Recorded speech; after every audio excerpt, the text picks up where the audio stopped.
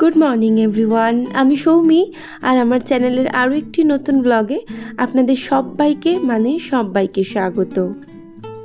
আজকে সোমবার আর এখন না ঘড়িতে 5:30 মতন বাজে। উঠেছি, উঠেই যা কাজ থাকে এরকম ঘুম ঘুম চোখ, ঝিকিমিকি তারা নেই, শুধু ঘুম ঘুম চোখে উঠে একটুখানি মুখে চোখে জল দিয়ে নিলাম, কারণ পরপর তো সমস্ত কাজ কমপ্লিট করতে হবে। আজকে 3 দিন হলো আমি ব্লগ রেডি করে দিতে পারিনি। প্রথম একদিন শরীরটা খুব খারাপ ছিল, মাথার যন্ত্রণা, মানে হেঁচে হেঁচে জীবন শেষ। আর গত 2 দিন ধরে না একটু ঘরদোরগুলো ঝাড়াঝুড়ি করা ছিল। প্রথমে ভেবেছিলাম আপনাদের সাথে শেয়ার করব, কিন্তু সেটা আর হয়ে ওঠেনি। আর ওই যে বললাম হাঁচছো, ওই সকাল থেকে উঠে যে আমার হাঁচছো শুরু হবে সে আর শেষ হবে না। এক দিন সেটা অতিরিক্ত বাড়াবাড়ি পর্যায়ে চলে যায়। তো কিছুক্ষণ হাঁচি কাশির পর শুরু করলাম আমার একটা দিন। তো সকালবেলা উঠে একটু মুখে চোখে জল দিয়ে জল খাওয়াটা আমার কাছে খুব নেসেসারি মনে হয়। তো সামনে গ্লাস আর দেখতে পেলাম না, তো এই বোতলে করেই জল নিয়ে বসে পড়েছিলাম। একটুখানি বসে থাকবো, তারপরেই একদম ফুল দমে কাজ লেগে পড়তে হবে। আজকে না যেহেতু সোমবার, বাবুই একটা আউট অফ স্টেশন পড়তে যায় চাকদায়, আপনারা তো জানেনই। তো আজকে আমাকে যেতে হবে। আমি কয়েকদিন ধরে যাচ্ছিলাম না, ও একাই চলে যাচ্ছিল। তো আজকে ভেবেছি না, অনেক দিন যাওয়া হয়নি, তো আজকে যাব। তো এই জন্য কাজের ব্যস্ততাটা ছিল একটু বেশি, আর তার মধ্যে বাবুই আজকে স্কুলেও যাবে। তো সেই জন্য ঝমঝম উঠে সমস্ত কাজকর্মগুলো কমপ্লিট করতে শুরু করে দিলাম। আর গতকাল রাত্রে বাবুয়ের খুব শরীরটা খারাপ লাগছিল, আর আপনারা জানেন এই ঘরটা আমার বেশ গরম। তো ওকে বললাম, তুই আজকে আর একা শুস না, তুই তোর পাপার কাছে শুয়ে পড়, আর আমি তাহলে এই ঘরে একা শুয়ে পড়ছি। তো সেই জন্য আমাকে উঠেই আগে বিছানাটা গোছাতে হয়। এটাই আমার ফেভারিট কাজ, মানে ঘুম থেকে উঠে আগে বিছানাটা তুলে ফেলো। যাই হোক, একটুখানি বসে বসে প্রাণায়াম করে নিচ্ছিলাম। আর 2-3 দিন করা হয়নি বলে একটু যেন অস্বস্তিই হচ্ছিল। আর ওই যে সকালবেলা অতগুলো হাঁচি করলাম, তারপরে আর এই প্রাণায়ামটা মানে আর অস্বস্তিই হয় করতে। তো যাই হোক, তো ওই কাজগুলো কমপ্লিট করার পর চলে এলাম আমি সোজা রান্নাঘরের দিকে। তো রান্নাঘরের যে গতকালে সমস্ত জিনিসপত্র গুছিয়ে টুছিয়ে রেখেছিলাম, তবুও আজকে একটু তো মোছামুছির একটা ব্যাপার থেকেই যায়। তো সেইগুলো কমপ্লিট করতে শুরু করে দিলাম।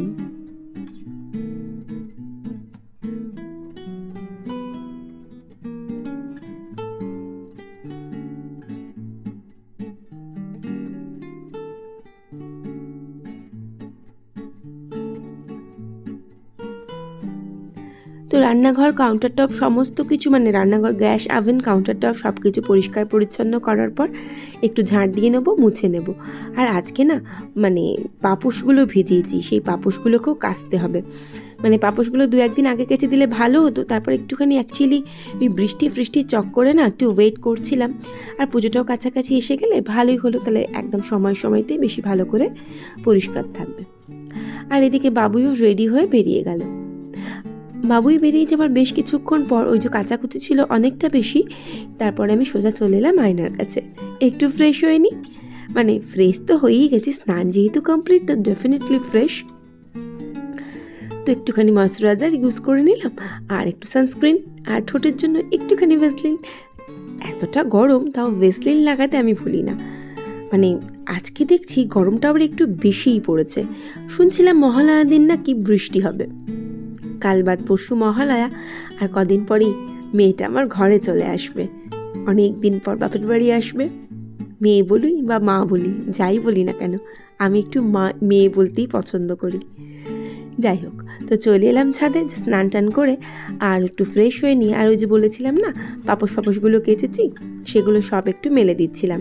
রোদ এত ঠাটা পোড়া রোদ উঠেছে, তো একটু মেলে টেলে দিয়ে ক্লিপগুলো লাগিয়ে দিন, টপাস করে নিচে পড়ে যাবে, নিচে মানে সোজা গিয়ে কলপাড়ে পড়ে যাবে। আর আজকে দেখছিলাম গাছে বেশ কয়েকটা ফুল ফুটেছে। ওপাশটা ছাওয়া ছিল বলে বেশ সুন্দর লাগছিল, ওটা সাদা, আর এটা না গোলাপি জবা ছিল, কেমন ওটা হলদে হলদে দেখতে লাগছে। বড্ড বেশি রোদ পড়েছে, সেজন্য না ভালো বোঝা যাচ্ছিল না। তো এদিকে ফুল মানে ওগুলো মেলা কমপ্লিট করে জামা কাপড়ও দোতলায় মেলে দিয়েছিলাম, আর পুজো আচরাও কমপ্লিট করে নিলাম। তো পুজো করলে ঠাকুরের জায়গাটা তো খুবই সুন্দর দেখতে লাগে। এরপরে পাগল পাগল অবস্থায় চলে এলাম নিচে, মানে চুলটা না আটকানো ছিল, আর আমি চুলটা খুলে দিয়েছি, পুরো পাগল মনে হচ্ছে রাস্তায়, হাতে বাটি নিয়ে ভিক্ষা করতে পাঠিয়ে দিলে ভিখারিই লাগবে দেখতে। এরপরে সোজা চলে এলাম চা বসাতে, তমালও ওয়েট করছিল। আর আমার মাথায় কি হয়েছে আমি জানি না, মনে হচ্ছে উকুন বুড়ি হয়ে গেছি আমি, কন্টিনিউ মাথা চুলকাচ্ছে। প্রথমে ভাবলাম যে কি হলো আমার মাথায়, তারপরে না ভাবলাম এতটা গরম পড়েছে তো হতেই পারে, র্যাশ ফ্যাশ বেরোতেই পারে। যাই হোক, সেই দিকটা মানে পাত্তা না দিয়ে চা করে নিয়ে চলে গেলাম বড় ঘরে। তমাল ওই যে মাঝে মাঝে বলে পিঙ্কি ঘরে চা নিয়ে এসো, তো তমাল আমি চা খাওয়া কমপ্লিট করে নিয়েছিলাম, একটুখানি বসে বসে কথা বলছিলাম, একটু ফোনটা দেখছিলাম, আর তারপরে সোজা চলে এলাম রান্নাঘরে। ছিল বাসি রুটি আর তরকারি, তো সেই সবগুলো বার করলাম। একটুখানি চাটনি নিয়েছিলাম, সেই চাটনি না সরি আচার। সেদিনকে স্মার্ট বাজার গিয়েছিলাম না, সেই স্মার্ট বাজার থেকে আনা একটা সমস্ত আনাজ দিয়ে একটা এসব গাজর ফাজর দিয়ে একটা লেবু টেবু দিয়ে একটা আচার থাকে, সেই আচারটা দিয়ে খাচ্ছিলাম, বেশ ভালোই লাগছিল, কিন্তু একটু টক বেশি, বাবুই ওই জন্য খেতে পারে না। তো বাসনগুলোও পড়েছিল খাওয়ার পর, সেই বাসনগুলো মেজে নিলাম। আর এদিকে তমালও বেরিয়ে গেল বাজারে। তো বাজার মানে ফ্রিজে কিচ্ছু নেই, ফ্রিজের মধ্যে কিছু টমেটো পড়ে আছে আর কিছুই নেই, ফ্রিজ ফাঁকা। তো তমাল বাজার ফাজারগুলো করে আনবে, ততক্ষণে আমি ভাবলাম যে টুকটাক যা যা কাজ আছে সেগুলো কমপ্লিট করে ফেলি। লাইক বড় ঘরের বিছানা তুলতে হবে সবার আগে, মানে তমাল ওই যে হাফ ডান করে দিয়ে চলে যায় কাজগুলো, বিরক্ত লেগে যায় আমার। যাই হোক, তো করতে তো হবে, এটা তো আমি আর ফেলে রাখতে পারি না, তমাল কখন আসবে তার ঠিক নেই, তো ফেলে রাখতে পারি না, সেই জন্য এই কাজগুলো তাড়াতাড়ি করে নিচ্ছিলাম। এরপর বিছানা গোছানো কমপ্লিট করে আমি ভাবছিলাম তমাল আসতে যেহেতু দেরি আছে, তো কি করি, কয়েকদিন আগে না আমাকে আমার দিদি টব গিফট করেছে, তো সেই টবগুলো ভাবলাম চলো গাছগুলো বসিয়ে দিই। সেই ভেবে আমি সোজা একটু জল খেয়ে নিলাম, আর জল খেয়ে আমি ভাবলাম যে গাছগুলো এখন বসিয়ে দেবো ছাদের মধ্যে। 11টা মতন বাজে, আর বাবুইকে নিয়ে যেহেতু আজকে আমাকে বেরোতে হবে, তো রান্নাটা তাড়াতাড়ি করতে হবে, তবে তমাল আসবে তারপর তো রান্না বসাবো। আর তমালও খুব কম খায়, আমিও মোটামুটি খাই, বাবুইও আজকাল একটু কম খাচ্ছে, রান্নার খুব একটা তামঝাম আমি করব না। তো সেই জন্য ভাবলাম চলো গাছগুলো আগে বসিয়ে নেওয়া যাক। আর এই টবগুলো কিন্তু আমার খুব পছন্দের, তো এই টবগুলো দিদি আমাকে দিয়েছে অ্যাজ এ পুজোর গিফট। তো সেই টবের মধ্যে আমি কাজগুলো নিয়ে বসাতে চলে এলাম। ভাবলাম রান্না বান্না পরে হবে, দেখা যাবে রান্না। আর রান্না কিছুই করব না, রান্না একটুখানি উচ্ছে ভাজা আর মাছের ঝোল করব। আর যে মশলাগুলোটা একটু কেমন কেমন গন্ধ লাগছিল, সেই জন্য আমি মশলাগুলো একটু রোদে দিয়ে দিয়েছিলাম। তো ওই যে বললাম তমাল বাজার থেকে চলে এলো, আমারও গাছ ফাছ বসানো হয়ে গিয়েছিল, আর মাছ ফাছ নিয়ে এসেছিলো, আনাজ খুবই অল্প নিয়ে এসেছে, আনাজটা সাইড করে ধুয়ে রেখে দিয়েছি, আর এই মাছগুলো সব ধুয়ে নিচ্ছিলাম। মাছটা কাতলা মাছ নিয়ে এসছে, আমার না মনে হচ্ছিলো খুব সুস্বাদু হবে মাছটা।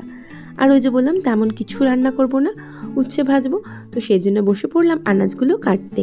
উচ্ছেগুলো আমি টুকরো করে কেটে নিই, আর উচ্ছে না প্রথমে পেঁয়াজ দিয়ে ভাজবো ভাবলাম, তা বললাম দুধ তিরিক ভাল লাগছে না, গোল গোল করে উচ্ছে ভাজা শুকনো ভাত দিয়ে কিন্তু বেশ ভালো লাগে খেতে। তো সেই গোল গোল করেই ভাবলাম আজকে আলু ভাজবো, উচ্ছেগুলো ভাজবো। তো এরপরে রান্নাঘরে চলে এলাম রান্নাবান্না করার জন্য। ওই যে বললাম রান্নার খুব চাপ নেই, একদিকে ভাতটা আমি একবার ফুটিয়ে নিয়েছিলাম, ভাতটা সাইড করে দিয়েছি, আর এরপরে আমি উচ্ছেটাতে লবণ হলুদ মাখানো হয়নি, তো সেজন্য একটু লবণ হলুদ উচ্ছের মধ্যে মাখিয়ে নিচ্ছিলাম। তো লবণ হলুদ মাখানো কমপ্লিট হয়ে গেছে, তেলটাও এদিকে দেখলাম বেশ গরম হয়ে গেছে। আমি ভাবলাম উচ্ছেগুলো একটা একটা করে না একটু একটু করে দিয়ে দিই। তো উচ্ছেগুলো ভাজা একদম কড়কড়ে করে ভাজা হলে তবেই কিন্তু বেশ ভালো লাগে খেতে। এই যেরকম লাল লাল করে উচ্ছে ভাজা হবে গরম গরম ভাতে, খুব ভালো লাগে। বাবুইও খুব ভালোবাসে, আমি তমাল সবাই। বাবুই ছোটোর থেকেই উচ্ছে খাবো না কোনোদিন বলে না, ওর একটাই দাবি, ও পটল খাবে না। তো এদিকে উচ্ছে ভাজাটা বসিয়ে দিয়ে মাছগুলো যে লবণ হলুদ মাখিয়ে রেখেছিলাম, তো ভাবলাম সেই মাছগুলোকেও ফ্রিজের মধ্যে তুলে দিই। তো সেই জন্য একটা কৌটো আনতে গিয়েছিলাম, কৌটোটা না ঢাকা দেওয়াই থাকে, কিন্তু কেমন সূচিবাতিক টাইপের হয়ে গেছি আজকাল, যেন আজকাল না চিরকালই। আমার মা বলে তো ঠাকুমারা সব এরকম ছিল, তোমার মেজো ঠাকুমা আমার নিজের মানে ছোটো না মানে ঠাম্মা, তাই তুই এরকম হয়েছিস। মানে আমার ঠাকুমার মেজো বোন তো সে মারাত্মক সূচিবাতিক ছিল, ছোটো বোনও, বলে তুই ওদেরই স্বভাব পেয়েছিস। তো মাছটা ফ্রিজের মধ্যে তুলে দিলাম, আর এদিকে ভাতটাও কিন্তু সেকেন্ড টাইম আমার ফোটানো হয়ে গেল। আর এদিকে কড়াটা আরও একবার ভালো করে ধুয়ে নিয়ে মাছগুলো বসিয়ে দিলাম। পাতলা করে আলু দিয়ে মাছের ঝোল করব। মাছগুলো লাল লাল করে ভাজা হয়ে গেল, আর মাছগুলো তাই ভাবলাম একটু তুলে নিই। আর কিছুই না, একটুখানি জিরে ফোড়ন দিয়ে মাছগুলো মানে আলুগুলো তুলে দেবো, পেঁয়াজ দিয়ে দেবো, একটু আদা রসুন বাটা, এই সব দিয়েই মাছের ঝোলটা পাতলা করে নেব। একটু ঝাল ঝাল করে করবো। ও হ্যাঁ, কাঁচা লঙ্কা দেবো। কাঁচা লঙ্কা না দিলে না মনটা কেমন খুঁতখুত করে। আমি গুঁড়ো লঙ্কার ঝাল দিই, তবুও মনে হয় একটু কাঁচা লঙ্কা দিই, তবে যেন একটু ভালো রান্না হবে বলে মনে হয়।